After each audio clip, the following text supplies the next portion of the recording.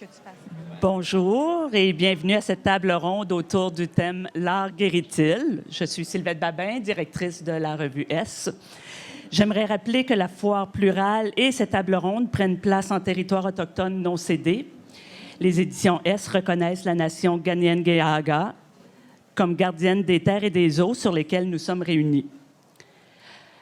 Tiohtià:ke, Montréal, est historiquement connu comme un lieu de rassemblement pour les nombreuses Premières Nations et aujourd'hui, une population autochtone diversifiée ainsi que d'autres peuples y résident. C'est donc dans le respect des liens avec le passé, le présent et l'avenir que l'équipe de S reconnaît les relations continues entre les peuples autochtones et autres personnes de la communauté montréalaise. J'aimerais également remercier la Foire plurale d'accueillir à nouveau S à titre de partenaire média principal. La discussion que nous proposons aujourd'hui est librement inspirée des récents numéros de S, notamment le dossier Douleur, publié l'automne dernier, et le dossier Résilience, à paraître dans quelques semaines. Je suis ravie d'accueillir aujourd'hui Myrna Abiad-Boyadjian, Rouzbeh Chadpé, Vivek Venkatesh et notre animateur Benoît Jaudoin.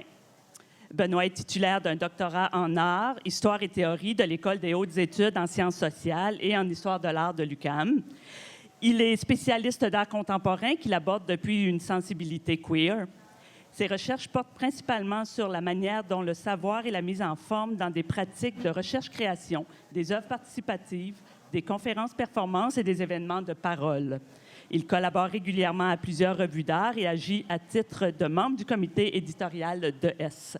Il œuvre également dans le milieu muséal montréalais à la programmation de l'action culturelle. Myrna Abiad-Boyadjian est autrice et chercheuse en art contemporain. Elle poursuit un doctorat en esthétique de l'Université Paris 8, portant sur l'espoir en temps de guerre, à la lumière des modalités spéculatives dans les pratiques de l'art contemporain au Liban. Depuis quelques années, elle réfléchit également aux enjeux de la décolonialité dans le monde de l'art. Elle a écrit dans plusieurs publications et, en plus d'avoir organisé plusieurs événements à Paris et à Tiohtià:ke, Montréal. Rouzbeh Chadpé est un artiste adisciplinaire, musicien et auteur avec un doctorat en médecine et une fatigue infatigable. Son travail explore les pathophysiologies décoloniales de la maladie et de la lassitude, avec un focus sur les esthétiques et la poétique de la neuroimagerie, du diagnostic et de la fatigue. La pratique musicale de Rouzbeh combine la musique électro d'avant-garde, la guitare grattée, le spoken word et les échos de sonorités iraniennes. Ses écrits sont publiés dans une variété de revues artistiques et para-académiques. Vivek Venkatesh est cinéaste, musicien, conservateur et chercheur-créateur. Il est co-titulaire de la chaire UNESCO en prévention de la radicalisation et de l'extrémisme violent et co-directeur du regroupement stratégique Centre d'études sur l'apprentissage et la performance à l'Université Concordia, où il est également professeur. Vivek est spécialiste du renforcement de la résilience des communautés dépossédées par une approche pédagogique résolument publique. Il a publié de nombreux articles scientifiques et a organisé et participé à plus de 25 festivals, installations artistiques et concerts en Amérique du Nord et en Europe.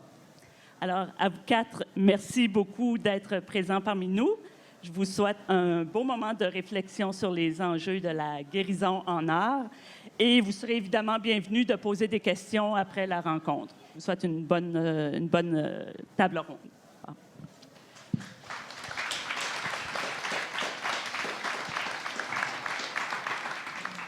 Alors, merci Sylvette pour cette présentation-là. Merci de m'avoir invité aussi. Je suis très intimidé d'être devant, ou en fait à côté de panélistes qui sont de qualité, comme vous pouvez l'entendre avec la lecture de leur biographie. Intimidé aussi de reconnaître des visages de personnes que j'estime énormément. Alors, merci d'être là. Je voudrais donc peut-être commencer par faire un petit lien avec la lecture de reconnaissance territoriale et la question qu'on se pose aujourd'hui avec l'art guérit-il. Il me semble, et c'est un peu le point qu'abordait Martine Delvaux dans le texte qu'elle a publié dans le numéro sur la douleur de S. Avant de parler de guérir, il faut identifier en fait la blessure.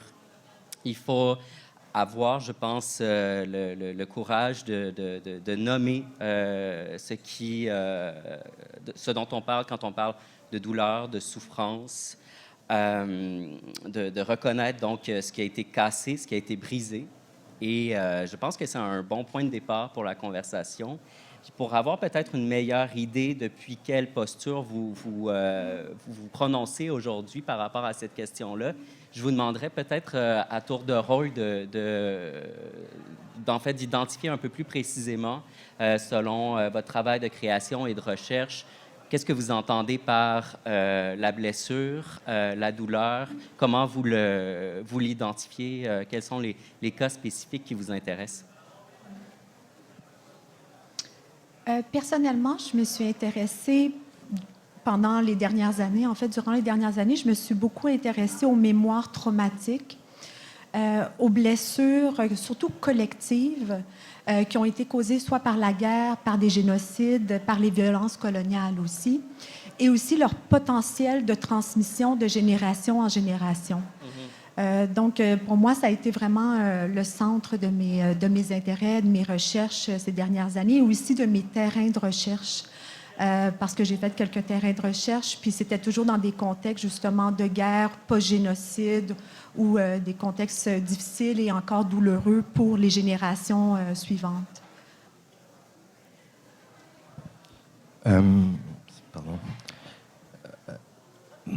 Je pense que pour moi, l'emphase sur la blessure, c'est quelque chose qui m'énerve, en fait.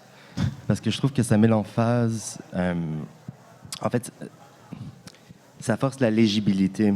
Ça force la personne qui souffre à en fait, se rendre transparent dans l'optique de compréhension ou d'empathie, peut-être. Or, moi, je m'inspire beaucoup des écrits de Saidiya Hartman, qui est une académique afro-américaine, qui nous rappelle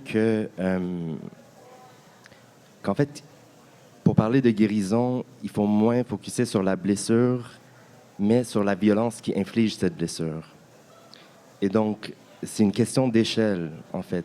Comment on fait pour, justement, penser à l'arme qui lèse? Et cette violence-là, c'est une violence structurelle, c'est une violence raciste, c'est une violence coloniale.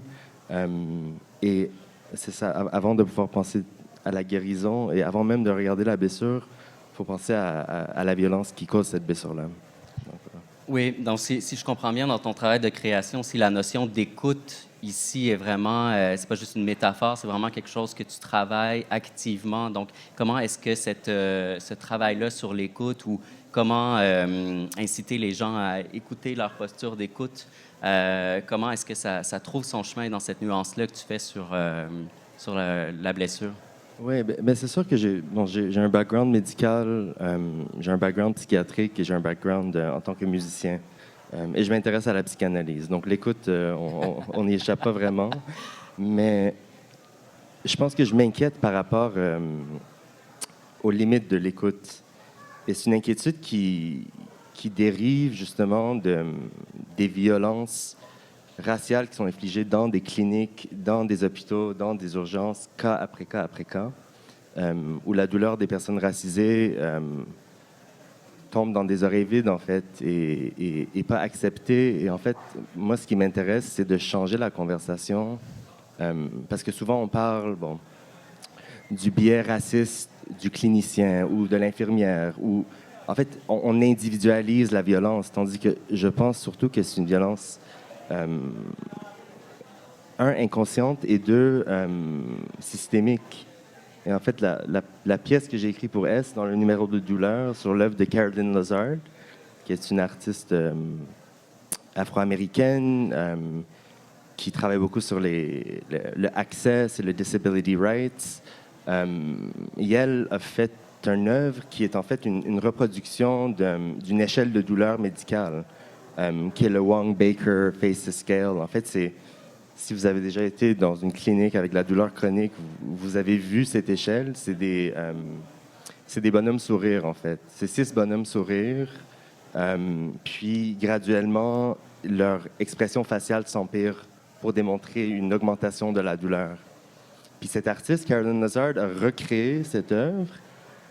Mais au lieu d'avoir des bonhommes blanches, c'est des bonhommes noirs. Et 2, au lieu d'avoir une dégradation dans leur expression faciale, les 6 bonhommes sont identiques et les 6 bonhommes sourissent. Et donc l'enjeu ici, c'est l'impossibilité de la douleur noire dans un système, dans une science de médecine coloniale, dont les diagnostics, les praticiens, les institutions, la métaphysique, la philosophie, etc., dérivent de la douleur chez les personnes racisées. Et donc, voilà. Et Vivek, est-ce que cette même dynamique-là trouve écho dans la façon dont tu travailles, plus peut-être à travers la question de l'extrémisme et les violences, disons, qui se manifestent par les discours haineux? Est-ce qu'il y a là un lien à faire? Écoute, moi, ce que je vais faire, c'est que peut-être je vais postuler qu'on vise trop les extrêmes dans nos discours. On magnifie trop les extrêmes. Et on ignore la question de la banalité. Et la banalité, c'est très important. C'est très important de décrire les choses banales parce que c'est en vivant la banalité qu'on ouvre une voie, on ouvre une piste vers les extrémités.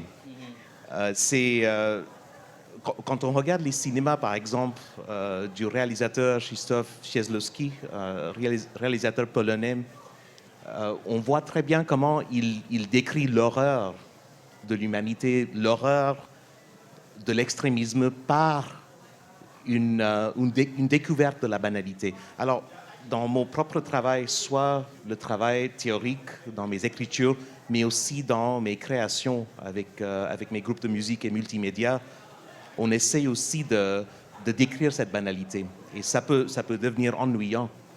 Mais en même temps, dans cette banalité, on trouve un inconfort. Et il faut s'asseoir avec cet esprit d'inconfort. Parce que c'est dans la dissension, je pense qu'on peut commencer à avoir un débat un peu plus nuancé sur les différences entre la blessure et la guérison, ou le processus de dériver une posture qui peut montrer comment la guérison dépend beaucoup sur comment et Myrna et Rusbe ont mentionné comment est-ce qu'on peut créer un cadre dans lequel on n'est pas en train d'individualiser nécessairement les histoires, mais parler plutôt d'un collectif. Alors, la banalité, pour moi, c'est un concept très, très important et on ignore ça à notre péril. Par rapport, disons, des discours haineux, je dirais que c'est important pour nous de créer un cadre dans lequel nous pouvons garder la dignité des personnes avec qui nous sommes en désaccord, même un désaccord profond. Comment est-ce que nous pouvons apprendre à avoir une conversation sans nécessairement tomber dans les attaques ad hominem et en gardant la dignité des personnes avec qui nous sommes en discussion, en désaccord, en même temps, est-ce qu'on peut ouvrir ce que Eamon Callan, un philosophe américain, appelle une insécurité intellectuelle? Comment est-ce que nous pouvons questionner nos propres épistémologies, la façon dont nous pensons, pourquoi nous pensons dans cette façon, et est-ce qu'il y a une façon de recadrer en écoutant des personnes avec qui nous sommes en désaccord? Et je vais dire ouvertement que je ne soutiens pas les actes violents, les paroles violentes, les blessures qui peuvent se poser par les actes violents et les paroles violentes.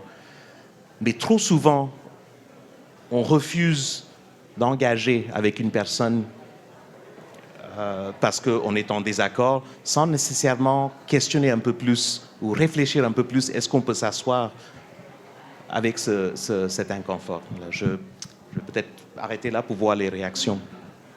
Je trouve ça intéressant, la question de l'inconfort, parce que c'est souvent revenu ces dernières années aussi. On n'aime pas voir la douleur. On ne veut pas voir la souffrance, la violence. Il y a quand même encore aujourd'hui, je pense, un déni sur certaines violences, d'ailleurs coloniales, entre autres. L'impérialisme et ses traces, en fait, on ne veut pas nécessairement encore aujourd'hui les reconnaître. Et ça, c'est très, très difficile. C'est difficile d'engager, en fait, même une réflexion collective de réparation. On n'est même pas là. Parce que oui, ça prend, je pense, une reconnaissance. Puis je pense que les artistes peuvent faire ça en faisant sentir, en fait, en déployant des modalités puis des stratégies qui ne relèvent pas nécessairement de l'explicatif. Et c'est là, en fait, quand on est justement dans le sensible, il y a d'autres choses qui peuvent advenir. Il y a vraiment une autre relation qui est possible. Ça, je pense que c'est majeur. Je sais pas si je suis d'accord avec toi, Myrna. En fait, je trouve que de un, on n'aime pas voir la violence. Ça, je pense que c'est faux, en fait, parce qu'on fait juste voir la violence. Ça dépend laquelle. Et de quelle violence tu parles? Non, mais par exemple, pourquoi ça a causé autant d'inconfort, de montrer certaines violences, de montrer justement, tu sais, toute la question avec les questions de violence envers les communautés autochtones, pourquoi ça crée autant d'inconfort? Pourquoi pas capable de dire racisme systémique? Tout ça, je veux dire, ça crée encore un inconfort. Il y a du déni sur certaines violences. De les voir, de les... Oui, OK. Parce que de toute façon, je trouve que ce framework-là d'exposition, comme si la chose qui manquait, c'était une connaissance de cette violence, une compréhension de cette violence. Selon moi, c'est pas ça qui manque, c'est pas ça qui manque du tout. En fait, l'académicienne Anne-Laura Stoller, pour parler de notre position, de la position coloniale par rapport à cette violence-là, refute le terme d'amnésie, parce qu'elle trouve que c'est quelque chose qu'on mentionne beaucoup, cette amnésie-là, comme si on était prête à oublier. Mais elle dit non, en fait, c'est pas de l'oubli, c'est une aphasie. Oui, tout à fait d'accord. C'est un savoir et un non-savoir en même temps. Mais après, le danger, c'est que je pense pas que le rôle de l'art, c'est d'éduquer par rapport à la violence. Non, je pense pas ça. J'ai l'impression, en vous écoutant, qu'on tourne autour aussi de la question de la disposition sensible dans laquelle peut ou ne peut pas nous mettre une œuvre d'art. Si on regarde une œuvre d'art, est-ce qu'on est dans une consommation d'images qui pourrait ressembler au type d'images violentes, par exemple, qui circulent sur Internet, ou est-ce qu'on est dans une relation d'ouverture, je reprends ton mot, Vivek, qu'on est dans une relation aussi où on essaie de penser le collectif qui est soulevé par une œuvre. Donc, est-ce que dans cette disposition-là, justement, on n'est pas en train de s'affranchir de la logique explicative dont tu parlais pour avoir une attitude qui permet d'entrer dans un processus de réparation? Vous savez, au sein de nos projets, on a eu l'occasion de travailler avec plusieurs communautés, disons, vulnérables ou marginalisées. Et on nous a fait apprendre, surtout avec nos collègues en Alberta, ce sont des communautés métisses, les communautés Cree autour de Edmonton, qui nous ont demandé de ne pas les stigmatiser par les mots vulnérables ou même marginal. Ils ont parlé plutôt de la dépossession. Et ils ont dit qu'on est dépossédé. Il nous manque quelque chose que vous avez pris de nous. pas moi nécessairement, mais que vous avez pris de nous. Alors, si on adapte, par exemple, cette posture ou un cadre qui vise l'empathie, l'empathie est assez dangereux parce que quand on regarde la définition de l'empathie, on nous demande de se mettre dans la position des autres.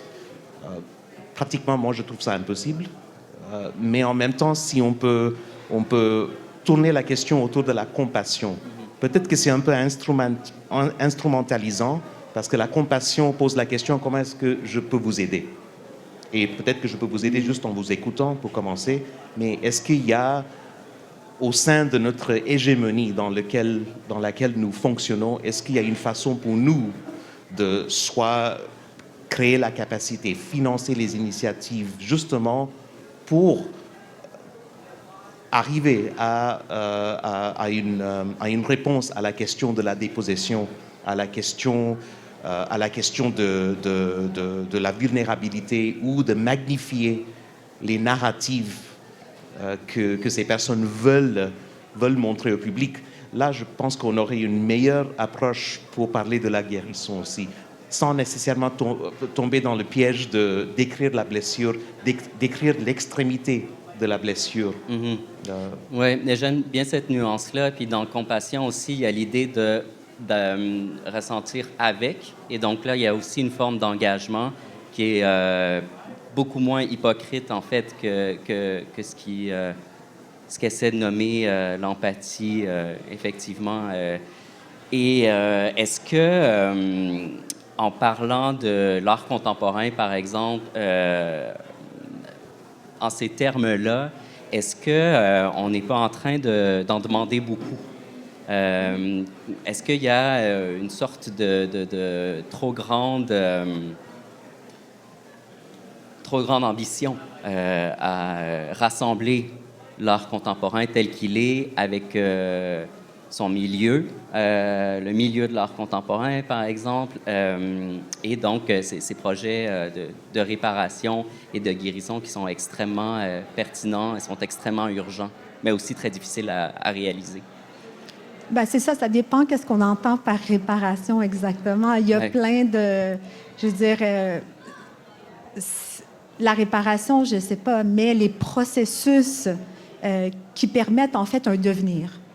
C'est ça qui est pour moi central. Par exemple, dans la médecine traditionnelle chinoise, la question de la santé, c'est la question, en fait, on est plus dans la prévention que la guérison. Et on est, qu'est-ce qui cause en fait un bris de santé, qui affecte la santé, c'est la stagnation. Donc, toute la prévention et les méthodes traditionnelles chinoises vont travailler autour de la circulation, reprendre la circulation de l'énergie.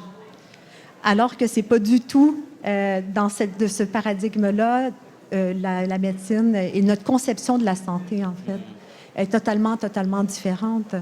Mais je pense que c'est intéressant. Comment on pense la réparation? Est-ce qu'on pense la réparation en termes de faire peau neuve, effacer toute trace? Qu'est-ce que ça veut dire, réparer? Ou ça veut juste dire, justement, permettre un devenir, activer un devenir, s'engager dans ce devenir? Moi, je pense que c'est plus là que c'est intéressant, à mon avis. Rouzbeh, une réparation pré-diagnostique? Ben, c'est sûr que, bon, récemment, je lisais le philosophe Georges Canguilhem, puis bon, il y a un article qui s'intitule Une pédagogie de la guérison est-elle possible? Puis en fait, une des choses intéressantes qu'il souligne, c'est que ces termes-là qu'on emploie pour parler de remède, en anglais, remedy, reparation, recovery, rehabilitation, ils sont tous précédés par le préfixe re, qui signifie un retour arrière à un état avant la blessure, avant la maladie, avant l'événement, en fait. Mais or, Canguilhem, il dit que en fait, c'est pas la façon de penser la réparation, parce que justement, ce retour-là est impossible. Et donc, il faut penser à la guérison, peut-être, parce que la guérison, elle permet la pensée de nouveaux états, en fait, de nouveaux états possibles. Puis, le terme de réparation, je pense que comme Myrna a dit, c'est important c'est très spécifique de quoi on parle. Parce que si on parle du débat de réparation, par exemple, aux États-Unis en ce moment, des reparations, qui est un débat sur les façons de justement de make amends pour les violences de l'esclavagisme transatlantique. Bon, après, il y a plusieurs philosophies. Est-ce qu'on parle d'une réparation monétaire? Est-ce qu'on parle d'une réparation de relations? Est-ce qu'on parle d'une réparation, en fait, qui est synonyme avec l'abolition? Puis pour moi, je pense que le seul moyen de réparation, c'est de penser l'abolition. Parce que dans nos institutions comme ils sont, je vois pas en quoi on peut réparer quoi que ce soit. Vas-y. Il n'y a pas de réparation, en tout cas. Non, mais cette idée de réparation est vraiment culturellement ancrée aussi différemment. Puis, il y a un artiste libanais qui s'appelle Ali Sherry, qui a fait une résidence l'année passée à la National Gallery à Londres. Puis, lui a vécu la guerre au Liban et tout ça. Puis, il se pose beaucoup de questions dans son travail sur comment le corps archive finalement la violence, les violences. Et non seulement le corps, mais aussi les objets, les artefacts et les collections. Et lorsque le musée l'a invité, il a été faire une recherche dans la collection à savoir quelles ont été les œuvres qui ont été victimes en fait de violences, d'actes de vandalisme. Il s'est intéressé à ces cas d'actes de vandalisme et comment en fait justement on les envoie tout de suite, on n'en parle pas. Il y a une sorte de tabou, il y a une sorte de déni encore là. Et on les cache, on les restaure le plus rapidement possible et on essaie d'invisibiliser complètement. Et voire d'invisibiliser et de ne pas parler. Il y a quelque chose de vraiment tabou dans ces objets blessés. Puis donc, lui, il a exposé justement à la fin de sa résidence, il a exposé les 5 toiles. On parle de Rembrandt, de Poussin, je veux dire vraiment des classiques de la peinture occidentale. Et il a dialogué et il a créé en fait des installations sculpturales qui reflétaient en fait l'acte de vandalisme pour chacune des peintures, des toiles. Et je trouvais que c'était intéressant quand même de traiter de cette façon-là de la violence et aussi de la blessure invisible à travers du corps qui archive la violence et de faire ce parallèle. Je trouvais ça quand même très intéressant. Tu parles d'objets blessés. Je pense qu'on pourrait aussi étendre cette notion-là à la question des objets pillés aussi et à l'enjeu de restitution qui est aujourd'hui vraiment tout à fait actuel dans le monde muséal. Est-ce que, Roosbeth, tu es d'accord avec ce lien-là? Avec la restitution? Non, avec le fait de considérer la restitution comme un acte pour réparer des objets blessés, en fait, par leur déplacement. Les objets blessés, Est-ce qu'un objet, ça se blesse? Je ne sais pas. Bien, ça dépend. En fait, ça se blesse selon la réception et la perception qu'on va faire de cet acte-là. Donc, c'est ça aussi que l'artiste est allé fouiller. Comment ça a été reçu? Parce qu'il y a eu des petits communiqués de presse de la part du musée. Et il y a eu quelques petites coupures de journaux. Et comment on a reçu et traité, en fait, comment on a parlé de ça. Et c'était vraiment dans le sens d'objets blessés. C'était assez intéressant. Mais c'est qu'on s'intéresse plus aux blessures de la propriété matérielle qu'aux blessures humaines. Tu vois, quand il y a des manifestations, on parle toujours du looting et justement des property qui ont été damaged, du tas de...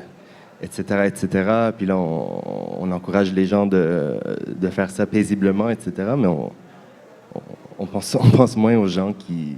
Mais il y a quelque chose tout à l'heure, c'est vrai, je suis assez d'accord avec toi de ce désintérêt, si on veut.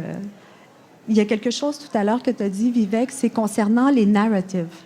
Concernant aussi comment il y a énormément d'artistes qui vont s'intéresser justement à réécrire les histoires. C'est-à-dire, on peut dire qu'ils vont faire des reprises créatrices du passé.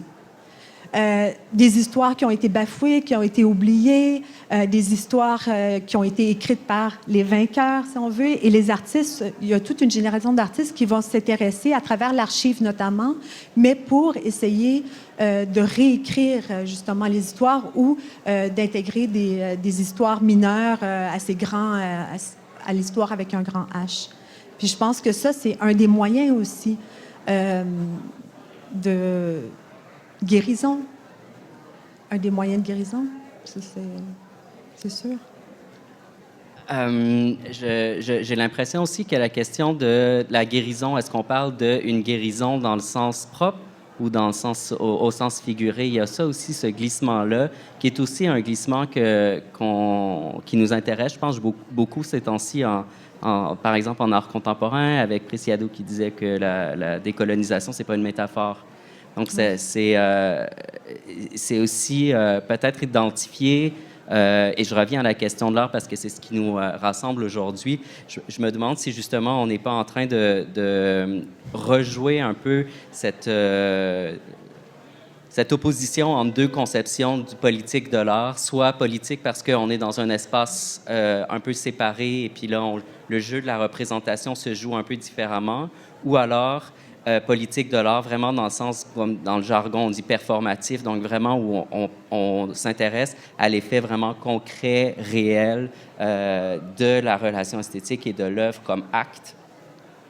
Et je me demande en fait de quoi on parle quand on parle de guérison à l'égard de cette opposition-là. Tu vois, je pense à un des projets de l'artiste Simone Lee, par exemple, qui a gagné le Lion d'Or à la Biennale de Venise cette année. Mais en 2014, elle avait fait un projet qui s'appelait The Free People's Medical Clinic. Puis c'était un projet inspiré de la pratique des Black Panthers dans les années 60 et 70 qui allaient en communauté et qui créaient des cliniques, justement en donnant des soins autant spirituels, autant de l'acupuncture, du massage, de la médecine traditionnelle chinoise, que des prises de sang pour le VIH, du dépistage pour l'anémie falciforme, etc.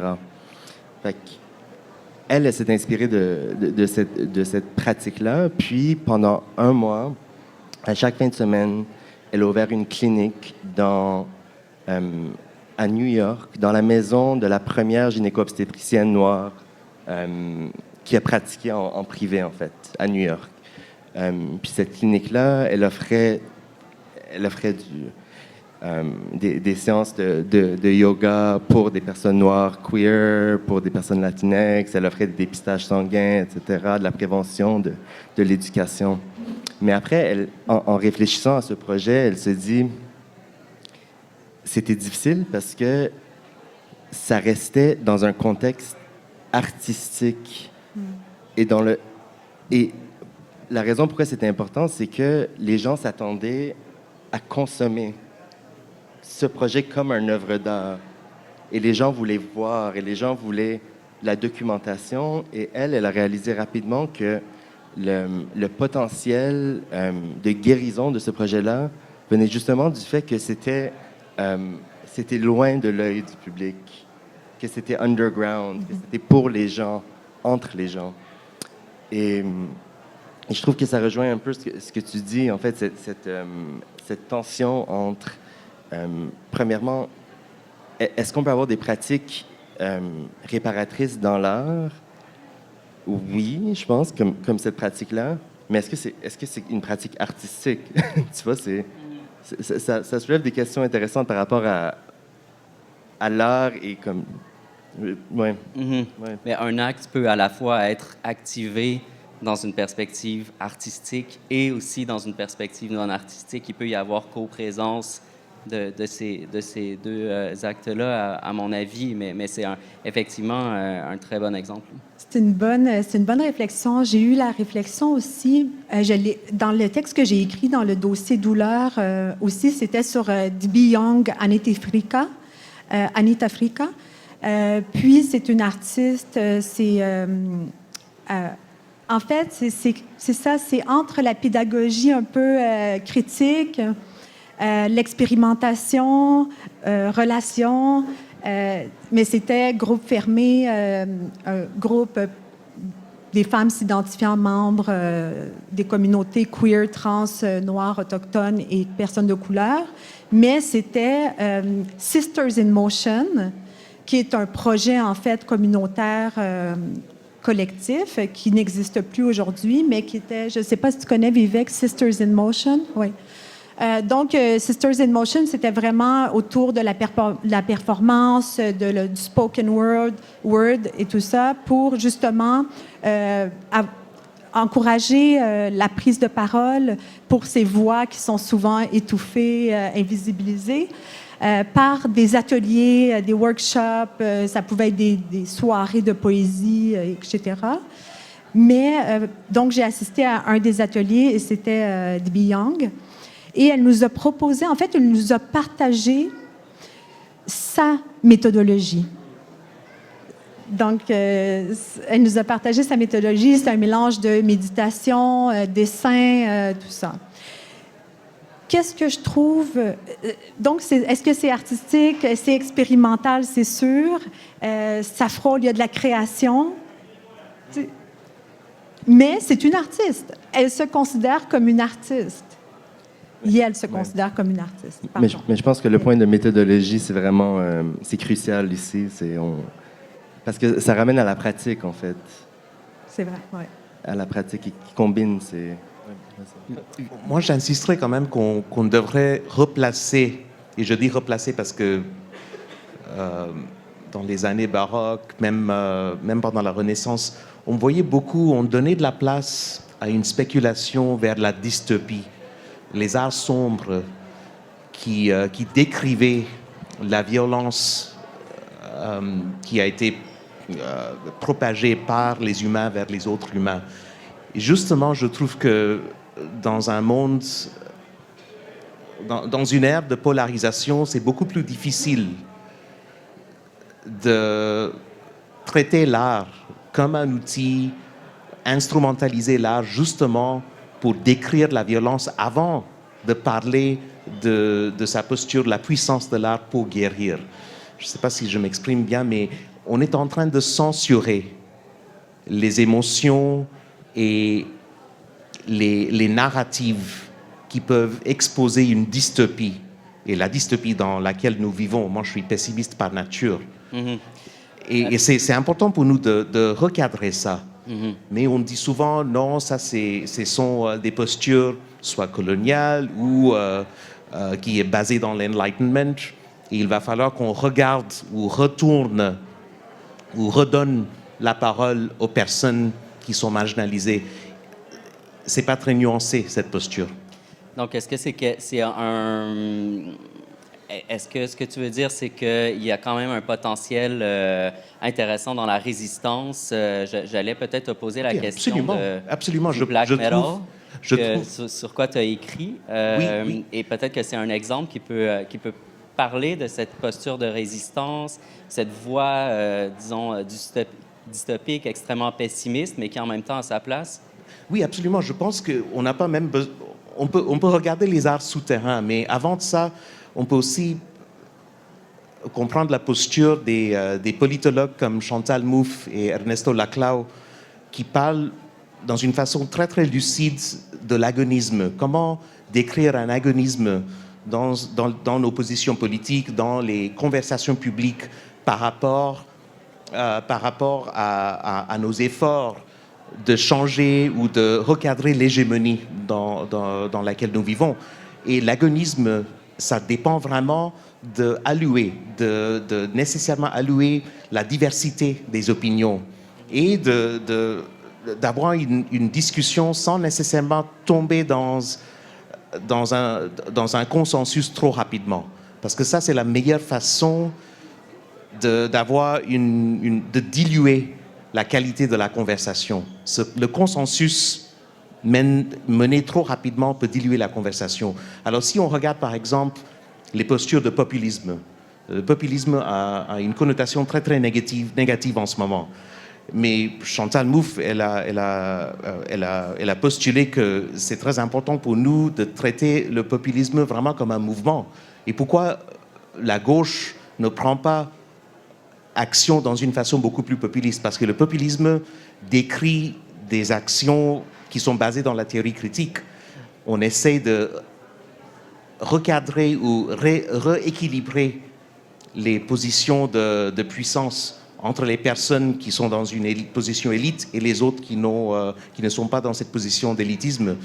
Alors voilà, avec le black metal norvégien, par exemple, dont j'ai réalisé un documentaire, je réalise un deuxième documentaire avec un groupe norvégien présentement. Les positions qui sont adoptées décrivent des problèmes politiques, décrivent des problèmes liés à l'adoption de la religion ou la non-séparation de la religion et de l'État, décrit les actes violents qui sont propagés par des personnes qui sont dépossédées, par exemple. Tout ça, si on peut avoir une conversation beaucoup plus nuancée, sans nécessairement vilifier ou démoniser ces gens, je pense qu'on aurait plus de chances de comprendre mieux la position de l'autre. C'est tellement une position libérale. Moi, parlant de polarisation, je suis complètement en désaccord avec toi. Je veux dire, c'est comme si c'était la conversation qui manquait, comme si les gens s'assoyaient dans une salle et discutaient de façon respective et ouverte d'esprit, tout se réglerait. Mais or, ces tropes-là de respect, d'être posé, de ne pas être fâché, c'est des tropes coloniales qui sont weaponized contre des personnes racisées temps après temps après temps. Je veux dire, le stéréotype de femme noire fâchée, ça vient d'où, tu penses? Ça vient de cette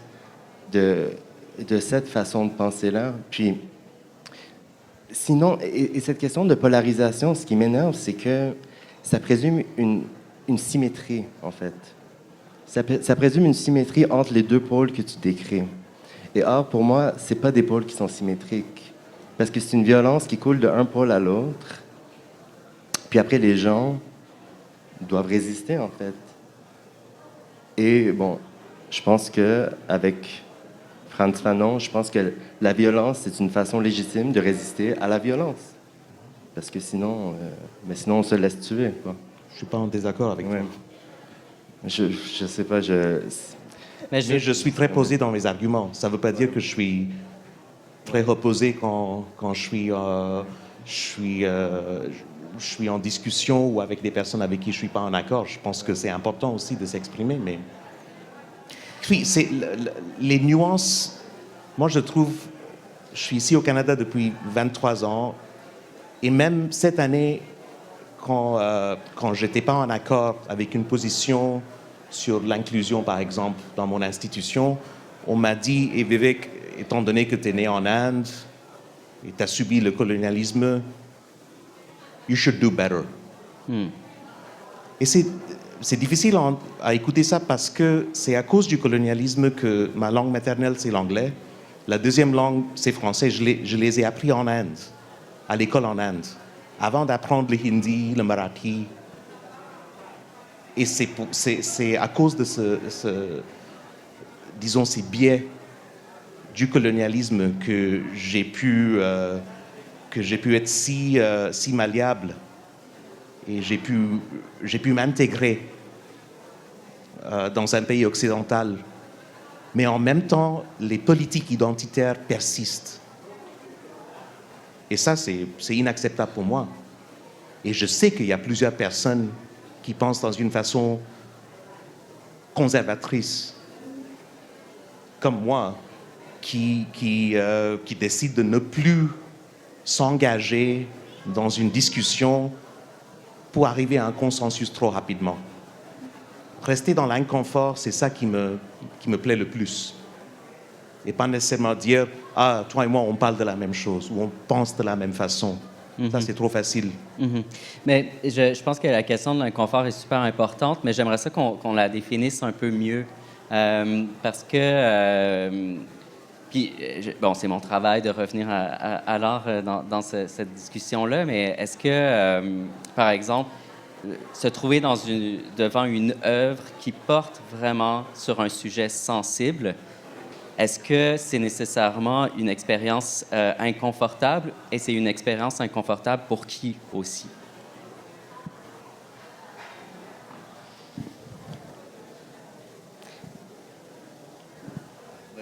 je... Je vois juste pas pourquoi l'emphase sur l'inconfort. Je vois pas en quoi l'inconfort, c'est une vecteur de changement politique. Comme tu as dit, Myrna, l'inconfort existe, les gens sont inconfortables, mais ça n'empêche pas que les vidéos de violence raciale circulent tout le temps et que les gens les consomment. Et bon, après, oui, les gens se sentent un peu mal, il y a un peu de remords et de guilt qui s'établit, mais dans la position libérale, ce guilt-là est substitué à la responsabilité, à la prise de responsabilité, Mais tu vois? c'est un peu là où je voulais en venir. C'est pas parce que c'est une représentation d'une scène violente qu'on est nécessairement dans l'inconfort. Tu vois ce que je veux dire? Mais même si on l'était, je trouve que, comme j'ai dit, l'inconfort, c'est pas l'effet qui doit être recherché, en fait. Mais si on est dans le confort, est-ce que on n'est pas dans la reconstruction du même, et donc dans une certaine forme de conservatisme? Non, parce qu'en fait, le même, maintenant, en fait, le statu quo, l'homéostase, c'est l'inconfort. Tout le monde est tout le temps inconfortable. C'est les mêmes discussions qui circulent année après année. Il y a une nouvelle scène violente. Les gens sortent, ils font des statuts, etc., etc. Un an plus tard, la même chose. Même pas un an plus tard, une semaine plus tard, la même chose. Donc, en fait, Saidiya Hartman l'a dit de la meilleure façon que je peux penser. Elle a dit Black suffering is not a pedagogical tool for whiteness. Donc, la souffrance noire n'est pas un outil pédagogique pour les personnes blanches. C'est pas un outil pédagogique. C'est pas des preuves qui nous manquent, en fait. Regardez cette violence, elle existe. Qu'est-ce que vous allez faire? Non, on sait qu'elle existe, cette violence. Mais en même temps, c'est ça, c'est pas la prise de conscience qui manque. Parce que de toute façon, ce climat-là, si la psychanalyse nous apprend quelque chose, c'est qu'elle dérive autant de l'inconscient communal, de l'économie libidale qu'elle dérive de la conscience, en fait. Donc, il y a une limite à la prise de conscience. Moi, j'avais une question, en fait, pour Vivek et pour vous, en fait. Je me demandais, qu'est-ce que vous pensez? Est-ce que vous pensez qu'aujourd'hui, le monde est plus violent? Il y a plus de blessures, de douleurs, de violences aujourd'hui qu'avant? Comment vous... C'est une question que moi, je me posais à moi-même aussi. C'est une question empirique quand même. Oui. Il va falloir qu'on trouve les données et puis aussi décide sur quels critères on veut. Mais par exemple, décrire pour ça. la radicalisation, je sais que tu travailles beaucoup autour de la radicalisation. C'est quand même un phénomène, j'ai l'impression. Écoutez, quand on est en train de bâtir la capacité avec la politique publique, quand on parle avec les gouvernements, quand je travaille avec l'UNESCO sur les rapports, sur les paroles haineuses, surtout on est en train de voir quelles sont les définitions sur lesquelles on veut baser le rapport. Et il faut dire aussi que des données alarmistes vont surtout ouvrir des coffres pour qu'on puisse travailler plus sur les mesures de prévention. Mais si on parle d'une façon assez stérile, je pense qu'on n'a pas besoin de répondre à cette question justement pour attaquer ou de faire du travail sur la prévention. Parce que chaque acte violent est répréhensible.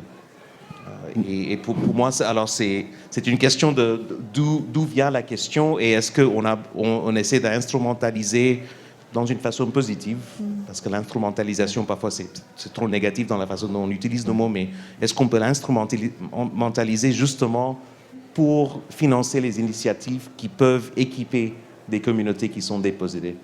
Alors ça, pour moi, ça devient juste un cadre dans lequel je fonctionne.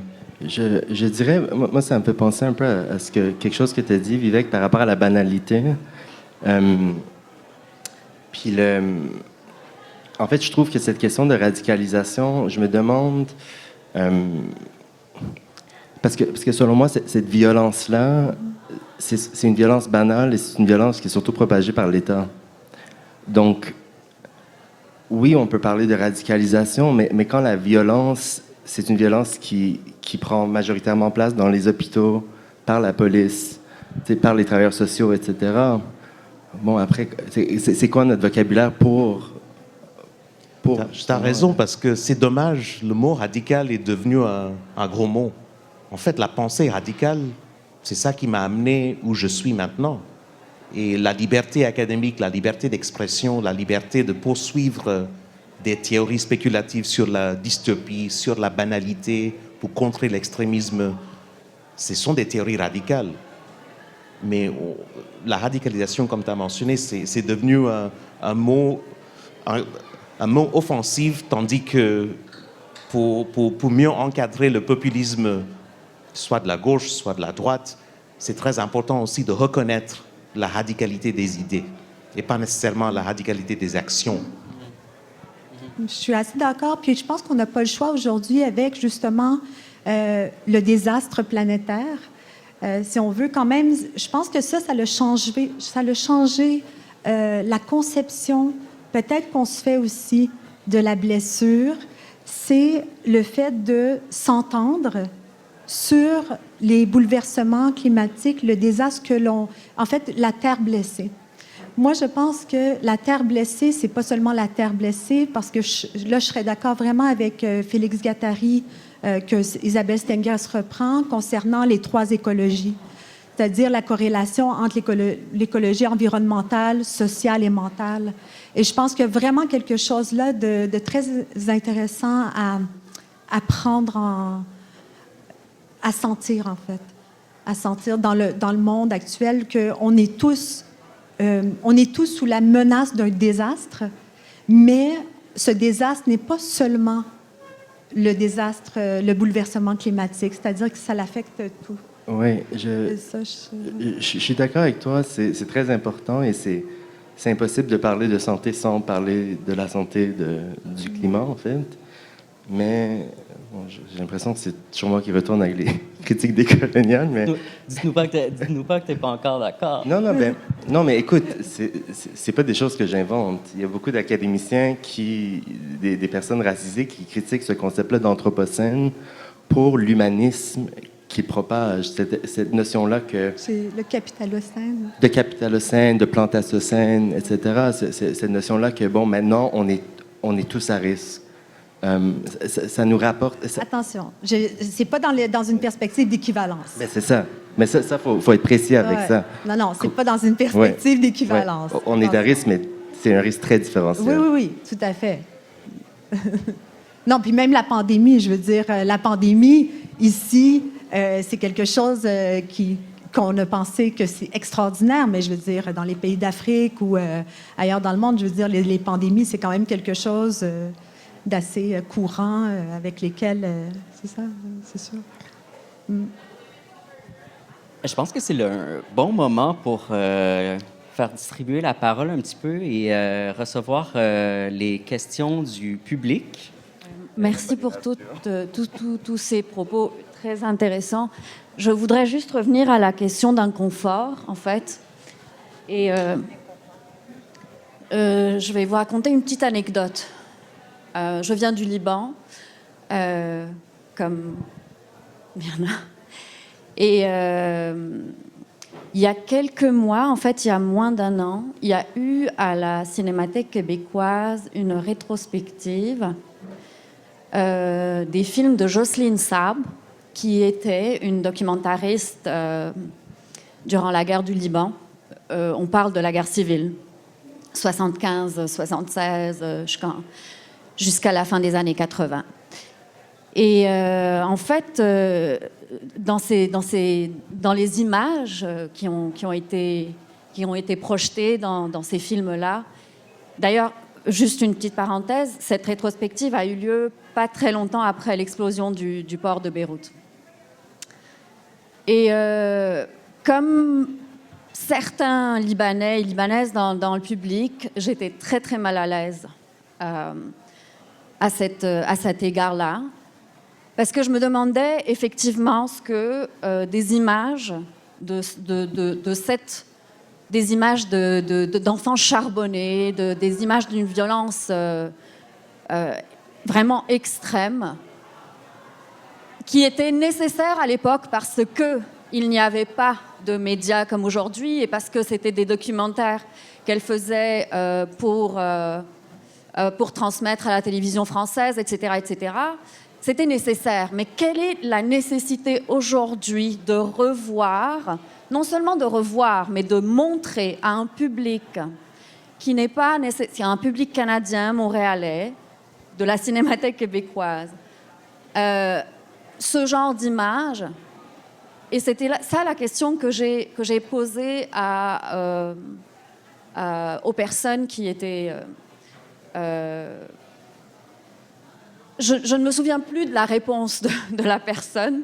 Ce dont je me souviens, c'était la réaction d'une personne du public qui est une personne blanche, effectivement, qui ne connaît pas la guerre, qui n'a rien vécu de tout ça, mais qui a dit « Mais il y a certainement quelque chose de très beau dans ces images de violence. » Alors, je ne pense pas qu'il y a seulement un danger quelque part à l'inconfort. Enfin, je voudrais aller plus loin que l'inconfort. Je voudrais aller un peu plus loin jusqu'au moment où la personne ou le public, qui est un public parfois complètement à côté de la plaque, qui puisse sortir des réflexions comme ça, avec beaucoup de fétichisation d'un désastre qui est en train de se reproduire jusqu'à aujourd'hui. Donc, voilà, j'aimerais savoir ce que vous en pensez. Mais ça revient clairement à la question de l'inconfort. Et ce que je trouve dans votre récit qui est intéressant, c'est que vous dites que vous viviez l'inconfort, mais si l'autre, la personne blanche, était dans une contemplation esthétique complètement détachée, ben on pourrait présumer que cette personne-là n'était absolument pas dans une situation d'inconfort. C'est ce que vous voulez... Ça devient beaucoup plus dangereux, à mon avis, parce que non seulement on a dépassé je dirais même la phase de la catharsis. Ça s'est passé ailleurs, à d'autres personnes. Pauvre, mais ça ne m'est pas arrivé à moi. Hein. On a même dépassé cette phase-là de catharsis. On va dans quelque chose qui est de l'ordre du dangereux, humainement, je trouve. Hein. De fétichiser, de rendre ces images, de trouver de la beauté dans ça. Je trouve ça parfois malsain aussi. Donc, comment faire à ce moment-là?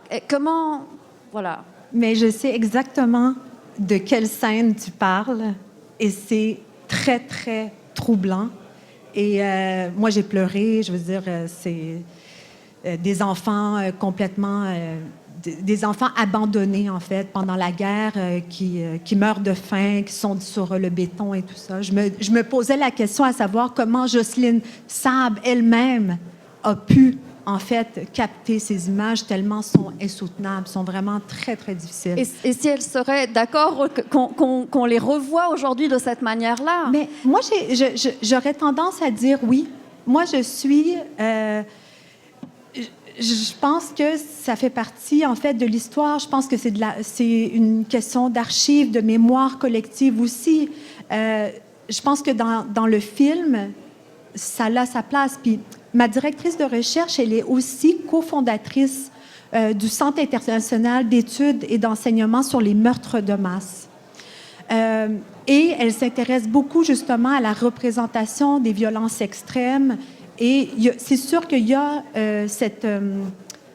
ce danger d'esthétisation de la violence extrême, mais je pense, par exemple, le film de Jocelyne Sable n'est pas dans une esthétisation du tout. Au contraire, elle est dans un corps à corps avec cette violence, avec ce présent C'est pas moi quand je parle, oui, juste pour répondre à l'esthétisation, ce n'est pas Jocelyne Saab que je trouve en train d'esthétiser. C'est la personne dans le public qui est en train de trouver la beauté dans la franchement.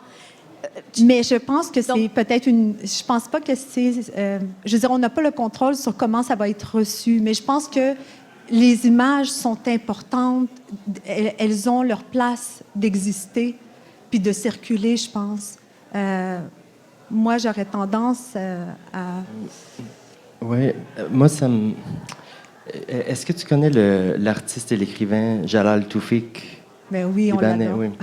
Mais c'est ça, mais Jalal Toufik, si je me souviens bien, il a écrit sur Jocelyne Saab. Il y avait une critique de Jocelyne Saab qui était très intéressante dans un de ses livres, Forthcoming, ça s'appelait. La critique m'échappe en ce moment, mais ce que tu décris, ça me donne envie d'y retourner, parce que je me rappelle quand je l'ai lu il y a quelques années, ça a beaucoup résonné. Mais encore une fois, ma critique n'est pas de ce que l'artiste avait fait à l'époque et au moment-là était nécessaire. Ma critique est par rapport au public. Donc, que faut-il faire à ce moment-là pour canaliser quelque part, pour ne pas tomber dans ce piège-là de fétichisation, d'esthétisation du désastre, de l'empathie avec l'autre, Vous voyez ce que je veux dire? C'est ça, en fait. C'est ça, ma question. Ça, c'est votre opinion.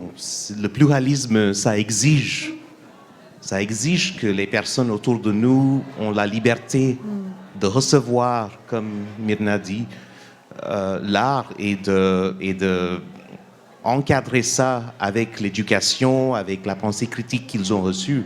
Je trouve que les critiques par rapport aux positions identitaires ou de la race ou du genre, c'est extrêmement dangereux, surtout pour la censure de l'art. Parce que si on prend votre argument jusqu'au bout, on va commencer à censurer. Et on va commencer à limiter les œuvres qu'on puisse exposer aux personnes. Je dis si on prend ça au bout. Mais pour moi, c'est inacceptable. Écoutez, moi, j'ai subi, quand j'étais très jeune, un événement assez traumatique. J'ai perdu un être cher dans une attaque terroriste. Et ça m'a beaucoup marqué. Et chaque fois qu'on fétichise cette attaque terroriste, ça me frappe. Et il y a eu beaucoup de documentaires, il y a eu des films, il y a eu des livres qui ont parlé de ça. Et moi, j'ai suivi des années de thérapie. Parce que c'est important pour moi de vivre ça, d'intégrer ça dans mon identité. Mais en même temps, ça ne veut pas dire que je vais commencer à nier la façon dont les artistes, le public consomment cet événement. Alors, la réponse simple pour moi, c'est « take care of yourself ». But that's very brutal, and it's a brutal response, because it's a brutal act. Mais est-ce qu'il n'y a pas de responsabilité par rapport à nous en tant qu'artistes, en tant qu'acteurs culturels, est-ce qu'on n'a pas une responsabilité à sensibiliser le public? C'est ça ma question. Qu'est-ce qu'on peut faire? We're doing it now. On le fait maintenant. On ne veut pas censurer, on veut sensibiliser, mais voilà. On peut peut-être prendre une autre question. J'ai une question pour Myrna. Oui. Allô, Myrna. Allô. Je sais que tu travailles sur... en tout cas, tu travaillais, je ne sais pas si tu fais encore ça, sur la transmission intergénérationnelle de la douleur, des blessures, des violences de guerre. Mm-hmm. Et moi, dans mes recherches sur ces sujets-là, c'était surtout sur l'Amérique latine, sur le Chili particulièrement, où ces violences-là ont donné lieu par la suite à une transition très néolibérale vers une démocratie-ish. Et qui a amené beaucoup d'absence, de silence. Et même dans les cours d'histoire, on ne parlait pas de la dictature. Et puis, c'est plus ou moins récent, on a commencé à en parler. Et là, ça crée une genre de polémique. Il y a plusieurs générations qui vivent non seulement avec une blessure qu'ils ne savent pas nommer parce que ce n'est pas la leur, mais surtout avec une ignorance, un non-savoir de pouvoir se réparer de ces blessures-là. Et donc, pour venir à la réparation, est-ce que toi, tu as vu dans tes recherches, dans ce rapport à la post-mémoire, disons, qui n'est pas juste une post-mémoire de la blessure, mais aussi de formes de réparation possibles pour les générations suivantes? Tout à fait. C'est quelque chose que j'ai rencontré autant au Liban qu'au Cambodge, qu'au Sri Lanka. Disons, c'est les contextes dans lesquels j'ai été plongée. Puis, comme tu disais, Roosbeth, c'est vraiment pas de l'ordre de l'amnésie, mais il y a une aphasie. Puis, il y a une superbe œuvre de Kader Attia, Réfléchir la mémoire, qui a paru en 2016, qui parle, en fait, par l'entremise du membre fantôme, qui est le phénomène du membre fantôme, que les personnes qui ont été amputées vont quand même sentir, en fait, le membre malgré la disparition du membre. Donc, c'est le cerveau qui a un peu de mal à recorporaliser, en fait, son corps. La métaphore est intéressante parce qu'on parle de ce phénomène de membre fantôme et ensuite, on tombe dans, justement, la mémoire traumatique blessée, qui est quand disons, qu'on laisse le temps faire les choses et qu'on ne la prend pas en charge, eh bien, ça ne passe pas. Elle va ressurgir. La blessure va ressurgir, va créer le trauma est là. Il va ressurgir à un certain moment. Puis, on voit beaucoup ça. Par exemple, il y a Boris Cyrulnik aussi qui parle dans ce documentaire, et c'est assez intéressant. Il dit je décide en tant que parent, mais on va le mettre juste une personne, mais on peut le transposer collectivement, mais il dit, par exemple, un parent ne va pas dire l'horreur, mais en ne disant pas l'horreur, il va transmettre l'angoisse.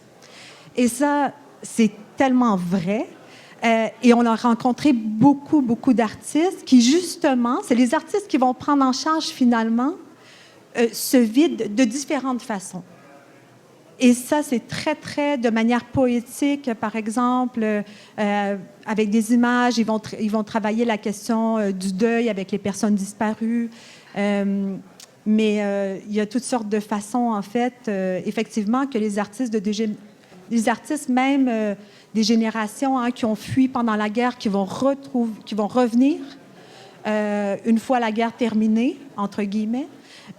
Donc, ils vont revenir et ils vont vraiment travailler à reconstruire, mais reconstruire dans son sens le plus large, à reconstruire, puis à vraiment aborder les questions douloureuses. Mais c'est intéressant, mais je ne sais pas, est-ce que c'est l'œuvre avec les miroirs aussi? Oui, c'est ça. Oui, c'est ça, parce qu'après, le miroir, c'est un traitement de la douleur fantôme, puis après, ça, c'est une belle métaphore aussi de la guérison. Mais après, Kader Attia, dans la Biennale de Berlin de l'année passée, il y a eu l'histoire avec les artistes irakiens qui étaient très blessés par le fait qu'il a inclus une œuvre qui démontrait la torture à Abu Ghraib à côté de leur œuvre. Et quand ils ont porté plainte que ça leur mettait très mal à l'aise, en fait, que c'était une violence qu'ils ne voulaient pas subir, ils s'étaient défendus. Puis, il y a pas... Puis après, je pense que Vivek serait fier de Kader dans ce cas-là, mais je trouve ça intéressant qu'en fait, cette douleur fantôme, ils la reproduisent d'une façon non fantomatique, en fait, en remontrant certains traumatismes. Donc, je pense qu'il y a une ambivalence ici. Il s'est défendu? Oui, il s'est défendu complètement. Il n'a pas accepté la critique du tout. Ça. Ouais, j'ai su qu'il y avait une polémique, mais j'ai pas... Non. Puis, et finalement, c'était les artistes qui sont retirés. Ah, OK. Les artistes irakiens. Ouais. Je pense qu'on arrive au bout du temps qui nous a été alloué. Je voudrais peut-être faire une petite conclusion rapide en soulignant la question du soin qui est revenue dans vos deux réponses aux questions. Je pense que c'est le travail qui nous reste à faire, peut-être. C'est peut-être la conclusion à donner à cette table ronde-là. Je voudrais vraiment vous remercier sincèrement parce que c'est pas des sujets légers et ça relève d'un engagement supplémentaire de prendre la parole publiquement pour répondre aux questions qu'on a soulevées aujourd'hui. Donc, merci. Je me sentais maintenant juste comme à l'aise.